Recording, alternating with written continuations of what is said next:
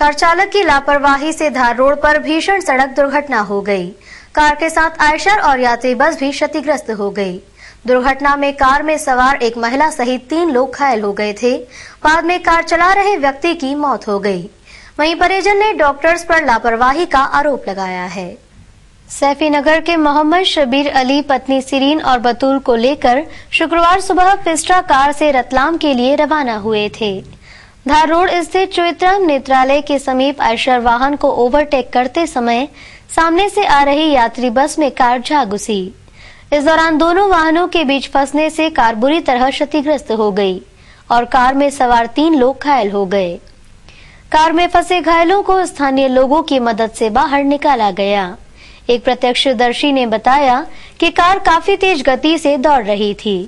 इसी बीच चालक ने आयशर को ओवरटेक करने का प्रयास किया और कार अनियंत्रित होकर बस से जा भिड़ी। ये एक्सीडेंट जो है आयशर वाले को मारुति वाला ओवरटेक कर दिया था। सामने से मारुति बस आ रही थी और बस वाले ने वहीं रोक दी गाड़ी। इस पे डिवाइडर पे चढ़ाने की कोशिश की थी लेकिन गाड़ी नहीं चढ़ी, इसलिए मारुति वाला बस में घुस गया और आयशर वाले ने नीचे उतार दिया। घायलों को 108 एम्बुलेंस की मदद से इलाज के लिए एमवाय अस्पताल लाया गया। सूचना मिलते ही घायलों के परिजन भी मौके पर पहुंचे और बताया कि ये लोग कार से रतलाम जा रहे थे। गाड़ी वो तो कुछ ऐसे ही मिलने जुलने के लिए जा रहे थे रिश्तेदारों को। तो कहाँ पर ये हादसा हो गया? ये धार रोड के ऊपर हुआ है। कौन सी गाड़ी में थे आप लोग? ये गाड़ी थी आपकी, हाँ फिएस्टा, फोर्ड फिएस्टा थी। तो गंभीर घायल लगी? अब वो तो अभी थोड़ा सा चोट तो ज्यादा गंभीर ही लगी थी। आपका नाम? सैफुद्दीन। कंट्रोल रूम से सूचना पाकर पुलिस बल भी मौके पर पहुंचा और सड़क पर पड़े दुर्घटनाग्रस्त वाहनों को रास्ते से हटाकर यातायात सुगम करवाया। कितने मतलब ये बस किस तरफ से आ रही थी?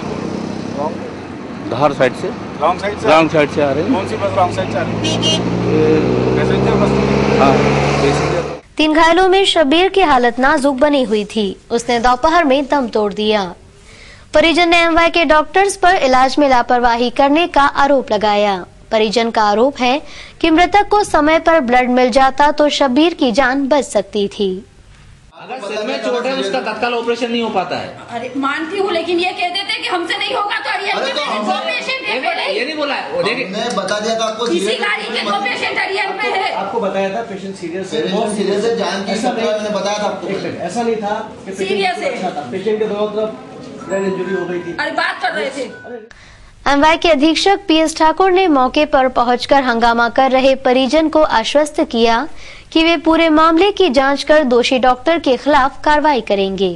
ब्लड बैंक की सर ये इसका रिकॉर्ड है सर मेरे पास, ये पिछले 16 दिन से यहीं खड़ी है। ब्लड बैंक की जो बस है ये नाको चलाता है। सुने मेरी बात, हमारे जो एम्बुलेंस है उससे भी ब्लड आता है तो छोटे छोटे सब लग रहे हैं। बराबर, मैं वही बोल रहा हूँ कि कहीं ना कहीं ये वो वाली बात है कि इसकी जांच की आवश्यकता है कि वी ब्लड क्यों नहीं मिला अभी तक। सर तो स्टाफ ने आपको बताया कि हाँ जरूरत थी तो ये पेशेंट को बोल देते कि भाई इनको जरूरत है, या तो उसका अपडेट लेते होंगे ना। 10 लोग ब्लड देने आते हैं। यही मैं जानना चाहता हूँ। यही मैं बोल रहा हूँ, मैंने कार्रवाई होगी तो कार्रवाई की जाएगी सभी पे सर। ब्लड बैंक हो जो भी जिम्मेदार है उनके ऊपर कार्रवाई की जाएगी। लापरवाही सिद्ध होती है तो स्पष्ट रूप से बोल। अधीक्षक की समझाइश के बाद परिजन का गुस्सा शांत हुआ। एमवाय में डॉक्टर्स की लापरवाही से हो रही मौत का ये अकेला मामला नहीं है। ऐसे मौके पर परिजन हंगामा कर अपना रोष तो प्रकट करते हैं, लेकिन लापरवाह डॉक्टर्स हमेशा सजा से बच जाते हैं। शहर में बदमाशों के हौसले इतने ज्यादा बुलंद हो गए हैं कि ये लोग पुलिस पर हमला करने में भी जरा भी संकोच नहीं कर रहे। बीती रात विदुर नगर में एक बदमाश को पकड़ने पहुंची पुलिस टीम को गुंडों ने चारों ओर से घेर कर हमला बोल दिया। इस हमले में 4 पुलिसकर्मी घायल हो गए। वहीं बाज स्क्वाड के दस्ते ने जैसे तैसे भागकर अपनी जान बचाई और अतिरिक्त बल बुलवाया, लेकिन तब तक हमलावर भाग चुके थे। जरा इन जख्मी पुलिस वालों को गौर से देखिए। मौत का खौफ अब भी इनके चेहरे पर साफ तौर पर देखा जा सकता है। दरअसल आकाश नगर में कमल नामक शख्स का तारा सिंह नामक एक बदमाश से विवाद हुआ। बताया जा रहा है कि विवाद अवैध शराब की बिक्री को लेकर हुआ, जिसमें तारा सिंह ने कमल के सर पर तलवार से हमला बोल दिया। अपनी जान बचाता हुआ कमल मदद की दरकार लिए चंदन नगर थाने पहुंचा, जहां उसकी फरियाद सुनते ही पुलिस हरकत में आ गई और फौरन बाज स्क्वाड सहित पुलिस की वैन आरोपियों की तलाश में रवाना हुई।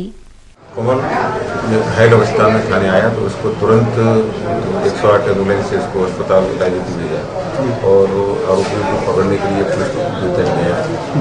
तो पुलिस दल जब वहाँ घटनास्थल विद्युनगर पहुँचा तो जैसे ही उनको वो आरोपी दिखा मोटरसाइकिल तो उसका पीछा किया। उसके पीछे मोटरसाइकिल में उसके साथी बैठे हुए और जो तारा सिंह नाम का जो व्यक्ति था वो उसका घर आकाश नगर में वहाँ पहुँच गया। वहाँ उसने अपने साथी उसके साथ इकट्ठे हो गए और जो पुलिस पार्टी गई थी उस पुलिस पार्टी को प्रथम पाती और उसमें कुछ 4 हमारे पुलिस जो कर्मचारी छोटे आई जो पुलिस की गाड़ी थी वो तोड़फोड़ की गई है, कांच तोड़ गए उसके। जी सर, आरोपी उसके बाद फरार हैं? आरोपियों घर में दबिशें दी जी और मूलतः किस प्रकृति के आरोपी हैं, अपराधी क्या? इसका कुछ बातचीत का रिकॉर्ड है हमारे पास जी। और भी जो है अभी को चिन्हित कर रहे हैं कौन आरोपी है। गिरफ्तारी कुछ है इसमें? गिरफ्तारी भी नहीं हुई है, पुलिस पार्टी में नहीं हुई। पुलिस पार्टी को जल्द आरोपी भी दिख गए। पुलिस को देख आरोपी तारा सिंह भागने लगा। पुलिस को भी लगा कि बदमाश डर गया है और वो उसे पकड़ लेंगे, लेकिन शायद ये पुलिस की नासमझी थी क्योंकि तारा सिंह के इरादे तो कुछ और ही थे। कुछ ही देर में तारा सिंह विदुरनगर के सुनसान इलाके में दाखिल हुआ। पुलिस अभी तारा सिंह को ढूंढ ही रही थी कि अचानक 8 से 10 लोगों ने पुलिस वैन को घेर लिया और उस पर पथराव शुरू कर दिया। बदमाशों ने पुलिसकर्मियों के साथ जमकर मारपीट की। अब तक सभी पुलिसकर्मियों को मौत साफ दिखाई दे रही थी कि उधर बाइक सवार बाज स्क्वाड का दस्ता जैसे तैसे मौके से जान बचाकर निकला और वायरलेस सेट पर फोर्स की मांग की। सूचना मिलते ही पुलिस बल फौरन मौके पर पहुंचा और अपने साथियों को बदमाशों की कैद से रिहा करवाया। अपने साथियों की दशा देख महकमे में हड़कंप मच गया और फिर पुलिस ने इलाके की सघन चेकिंग की, लेकिन बदमाश हाथ नहीं लगे। डन। शुक्रवार को अखिल भारतीय विद्यार्थी परिषद के छात्र नेताओं ने निजी कॉलेजों द्वारा छात्रों से परीक्षा के नाम पर बेतहाशा फीस लिए जाने के विरोध में आरएनटी मार्ग स्थित विश्वविद्यालय परिसर में प्रदर्शन कर अपना विरोध दर्ज किया। शहर के निजी कॉलेज संचालकों ने परीक्षा फीस के नाम पर हजारों रुपए का शुल्क मांगकर छात्रों से अवैध वसूली की जा रही है। वहीं बीसीए सेकेंड सेम का परीक्षाफल भी घोषित नहीं किया।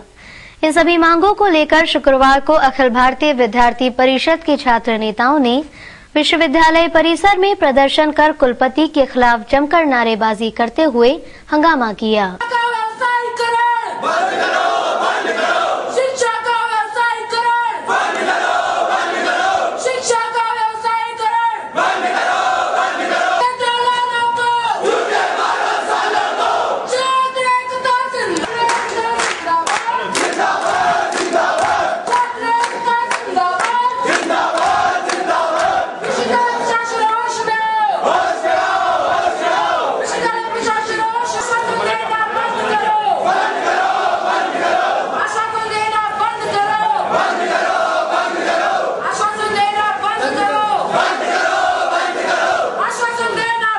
परिषद के अध्यक्ष वर्षा शर्मा का कहना था, को झूठा आश्वासन दिया कि ये लोग डीटी से बात करेंगे और उनके लिए लिंक खुलवाएंगे, परंतु ऐसा आश्वासन झूठा निकला और ऐसा कुछ भी नहीं हुआ।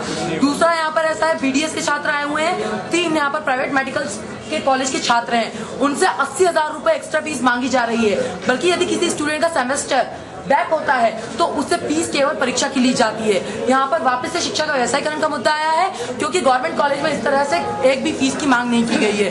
तीसरा, हमारे कॉलेज के, हमारे विश्वविद्यालय के जो मेधावी स्टूडेंट्स हैं, वो लोग यहाँ पर दर दर पे रोज आकर बोलते हैं कि यूथ फेस्टिवल में हमने इतना पैसा खर्चा किया, हमने इतना काम किया और हम जीत कर आए। उसके बावजूद ना उन्हें किसी तरह की उनके हक की कैश राशि दी जा रही है, नहीं उन्हें किसी तरह का सर्टिफिकेट दिया गया, और वो लोग रोज अपने कैश प्राइस और अपने अन्य सर्टिफिकेट्स के लिए यहाँ पर आते हैं।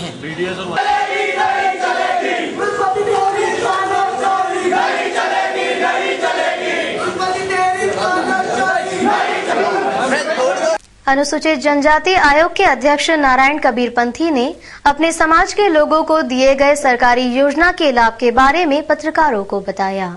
शुक्रवार की सुबह रेसिडेंसी कोठी में पत्रकारों से चर्चा करते हुए आयोग के अध्यक्ष नारायण कबीर पंथी ने कहा कि अनुसूचित जनजाति के उत्थान के लिए सरकारी योजनाओं को क्रियान्वयन करने के उद्देश्य से गुरुवार को 18 विभागों के अधिकारियों की बैठक लेकर दिशा निर्देश दिए।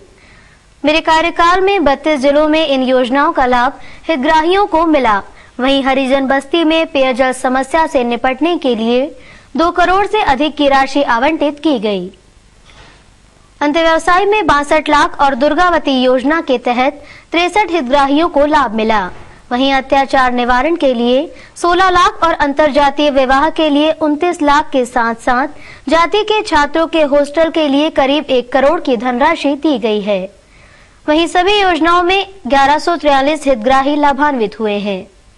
आपके इंदौर जिले में कल बैठक की जिसमें 18 विभाग को बुलाया गया था और जिसमें प्रमुख रूप से आदिम जाति कल्याण विभाग, जन संसाधन विभाग, पीएचई, पीडब्ल्यूडी, अंतव्यवसायी अनेक विभागों की समीक्षा की गई, जिसमें यदि हम आपको इंदौर की जानकारी देना चाहेंगे कि इंदौर में पेयजल की दृष्टि से जो अनुसूचित जाति वर्ग की बस्तियों में पेयजल की सुविधा के लिए सरकार ने इस बार 2 करोड़ 77 लाख की राशि का आवंटन किया है, जिसमें नलकूप खनन और नल जल योजनाएं संचालित हों। रोजगार की दृष्टि से अंत व्यवसाय योजना के अंतर्गत 62 लाख 63,000 रुपया का आवंटन दिया गया है।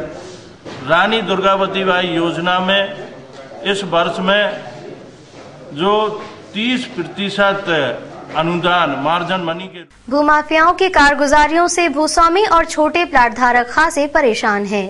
भूमाफियाओं के सताए लोगों की फरियाद अब पुलिस थानों पर सुनी जाएगी। इस अभियान की शुरुआत शुक्रवार को खजाना थाने से की गई। भूमाफियाओं की दबंगता से लोग खासे परेशान हैं। किसी की जमीन पर अवैध कब्जे हैं तो किसी को भुगतान करने के बाद भी प्लॉट नहीं मिला। कुछ ऐसी ही हकीकत शुक्रवार को खजाना थाने पर शिकायत के रूप में नजर आई। थाने पहुंचे 100 से अधिक लोगों ने उनके साथ भूमाफिया द्वारा की गई धोखाधड़ी वरिष्ठ पुलिस और प्रशासनिक अधिकारियों के सामने उजागर की। अभियान का शुभारंभ करते हुए आईजी अनुराधा शंकर ने कहा कि पुलिस विभाग को जमीन विवाद के प्रकरण भी कायम करना चाहिए, क्योंकि ऐसे मामले बमुश्किल ही सुलझते हैं।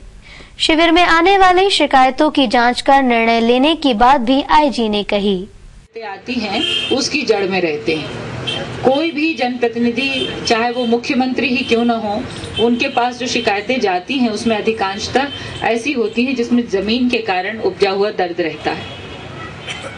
जमीन हमेशा से ताकत का एक बहुत बड़ा। खजाना क्षेत्र में पीड़ित लोगों को सूचना मिली तो वे शिकायती आवेदन लेकर थाने पहुंचे।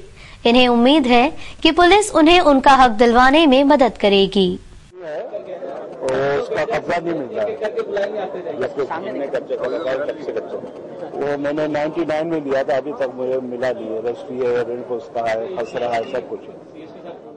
कार्यक्रम में संभागायुक्त प्रभात पराशर, कलेक्टर आकाश त्रिपाठी, दोनों एसपी, एसडीएम, क्षेत्रीय पार्षद सहित नगर निगम और आईडीए के अधिकारीगण भी मौजूद थे। विजयनगर क्षेत्र के पटाखा विक्रेताओं ने जिला प्रशासन पर लापरवाही का आरोप लगाया है। व्यापारियों का आरोप है कि प्रशासन ने दुकान अलॉट कराने के लिए अभी तक ड्रॉ नहीं खोला है। इससे पटाखे का धंधा करने वाले व्यापारियों को भारी नुकसान हो रहा है। सयाजी विजयनगर में पटाखों की दुकान लगाने वाले व्यापारियों ने अपना विरोध दर्ज किया। उनका कहना है कि प्रशासन ने गलत तरीके से आमने सामने दुकान तो बना दी, साथ ही कुछ नई दुकान के साथ नए लाइसेंस देकर व्यापारियों को खड़ा कर दिया। प्रशासन ड्रॉ नहीं खोल रहा, जिससे पुराने लाइसेंस वाले व्यापारी अपना व्यापार शुरू कर सकें। तो इसलिए जो पुराने 73 लाइसेंस है विजयनगर के अंदर, केवल उन्हीं को इशू करना था और उन्हीं के अनुसार दुकानें लगाना थी। परंतु इन्होंने क्या करा है कि 11 नए लाइसेंस इशू कर दिए और दुकानों की संख्या बढ़ा दी है। दुकानों की संख्या बढ़ाने के कारण यहाँ विवाद की स्थिति हो गई है कि 73 जो पुराने लाइसेंस है एक्चुअल में 40 नए चालान भरे गए। अब वो 40 लोग बोल रहे हैं कि या तो सभी 40 को नए लाइसेंस इशू करे जाए। आपने 11 को किस आधार पर कर दिए हैं और 11 को किया है तो हमें क्यों नहीं किए हैं इस आधार पर। और जो शासन ने पिछले साल निर्देश दिया था कि आमने सामने की पट्टी के अंदर दुर्घटना होने की संभावना रहती है, इसलिए आमने सामने की पट्टी में दुकानें नहीं लगेंगी, तो वो नियमों के विरुद्ध जाकर इस बार आमने सामने की पट्टी के अंदर दुकानें लगाई गई हैं। इसलिए हम ये चाहते हैं कि आप सामने की तरफ जो दुकानें लगाई गई उनको हटाया जाए और एक ही पट्टी के अंदर दुकान लगाई जाए, ताकि कभी भी किसी प्रकार की दुर्घटना हो तो व्यक्ति को अपनी जान बचाने का मौका मिल सके। देवगुराड़िया के पास स्थित शिप्रा और नर्मदा नदी के संगम स्थल पर शुक्रवार को मां कनकेश्वरी देवी की कथा के समापन अवसर पर मुख्यमंत्री शिवराज सिंह चौहान और उद्योग मंत्री ने शिरकत की और सपत्नीक कन्या पूजन किया और कहा कि मां की पूजा करने से प्रदेश में समृद्धि आएगी। देवगुराड़िया के पास स्थित उज्जैनी गांव में पिछले 9 दिनों से मां कनकेश्वरी देवी की राम कथा का शुक्रवार की शाम समापन हुआ। इस अवसर पर प्रदेश के मुखिया शिवराज सिंह चौहान, उद्योग मंत्री कैलाश विजयवर्गीय सपत्नीक पधारे। मुख्यमंत्री हेलीकॉप्टर से कथा स्थल पर पहुंचे, जहां उनके अगवानी कथा आयोजक विधायक जीतू जिराती और भाजपा के नेताओं ने की। उन्हें कार द्वारा पंडाल में लाया गया। पंडाल में आते ही कथा सुनने आए भक्तों ने उन पर पुष्प वर्षा की। वहीं कथा समाप्ति के बाद सभी अतिथियों को मंच पर लाया गया, जहां मुख्यमंत्री और उद्योग मंत्री ने सपत्नीक कन्या पूजन किया। इसके बाद मुख्यमंत्री के साथ सभी विधायक और नेताओं ने भजन सुनाए। समापन अवसर पर बोलते हुए मुख्यमंत्री ने कहा कि आज के दिन मां की कथा का श्रवण कर काफी राहत महसूस की। मां में जो अमृत आत्मीयता है वो और कहीं नहीं है। मां बाप की पूजा में भगवान मिलता है। शिप्रा और नर्मदा के संगम के बाद पूरे में समृद्धि आएगी। इसके पहले फेज का भूमि पूजन 29 नवंबर को किया जाएगा। इस योजना को मूर्त रूप देने के लिए करोड़ों रुपए खर्चा होगा। सारी प्रक्रिया पूरी हो चुकी है। समिट के माध्यम से आने वाले 5 सालों में प्रदेश की तस्वीर अलग ही होगी। हम 24 घंटे बिजली देने के लिए प्रयासरत हैं। जब पत्रकारों ने जेठमलानी के बयान पर प्रतिक्रिया देने को कहा तो वे जय श्री राम कहकर चलते बने। शिप्रा में प्रवाहित किया जाएगा, ये पहला चरण होगा, लेकिन इसके बाद एक दूसरा चरण और होगा। बाकी भी और नदियां हमको गंभीर, काली सिंध और पार्वती में भी नर्मदा मैया के पानी को प्रवाहित करके इन चारों नदियों को प्रवाहमान करना है, जो माताएं हैं हमारी। और ये पानी जो पहले फेस में शिप्रा जी में आएगा, ये प्रवाहित होकर आगे जाएगा। आगे की योजना ये है कि इसमें बीच बीच में बैराज बनेंगे। भविष्य की पहले तो पानी लाना है, सदा प्रवाहमान, उस बैराज में पानी निकलेगा और वो पानी सेकंड फेज लिफ्ट करके किसानों को स्प्रिंकलर के माध्यम से, ड्रिप इरिगेशन के माध्यम से किसानों के खेतों तक पहुंचाया जाएगा, ताकि इस पूरे इलाके में सिंचाई की ठीक व्यवस्था हो सके और किसानों के खेतों को पानी मिल सके। ये एक ऐसी योजना होगी जिसमें कोई जमीन नहीं डूबेगी, क्योंकि जो भरा हुआ पानी है डैम में वो ही हम लिफ्ट करके यहाँ ला रहे हैं, लेकिन नदियाँ प्रवाहमान होगी।